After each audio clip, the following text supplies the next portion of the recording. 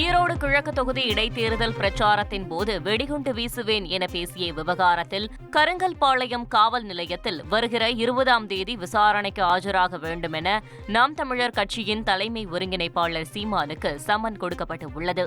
இது தொடர்பாக செய்தியாளர்கள் எழுப்பிய கேள்விக்கு அவர் கூறியது, எல்லா இடங்களையும் வழக்கு போட்டு ஒரு அலைய வச்சு ஒரு மனச்சோர்வு உண்டாக்கணும்னு அரசு நினைக்குது. இதுக்கெல்லாம் சோர்வடைகிற ஆளான்னு முதல்ல நீங்கள் என்னை பார்க்கணும். நான் இது நிறைய பார்த்தாச்சு. இதுக்கெல்லாம் அச்சப்படுகிறவன் முதல்ல இந்த களத்துக்கே வரக்கூடாது. சரி, நீங்கள் எத்தனை வழக்கு வேணாலும் போடுங்க, எதிர்கொள்வோங்கிறதான். தொடர்ந்து பேசிய அவர் சிறைக்கு செல்லவும் தயாராக இருப்பதாக குறிப்பிட்டார். சாதா படம் எடுத்துக்கிட்டு இருந்த பையனை கொண்டாந்து என்னை இந்த இடத்துல இறக்கி உறுதியா நில்டான்னு சொன்னது ஐயா கருணாநிதி தான். அதுக்கு நான் ரொம்ப நன்றி கடன் பட்டிருக்கேன். அது மேலும் ஒரு பங்கு என்னை வளர்க்கணும்ல, இன்னும் 2 மடங்கு வளர்த்து விடணும்ல. அப்போ என்னை சிறையில் போட்டால் தான் சரியா இருக்கும். இப்போ கூட படிக்க கொஞ்சம் நேரம் குறைவா இருக்கு. சிறையில் போட்டால் நல்லா படிக்கலாம், புரியுதா? இன்னும் கொஞ்சம் அறிவை விரிவு செய்துக்கிட்டு வரலாம்.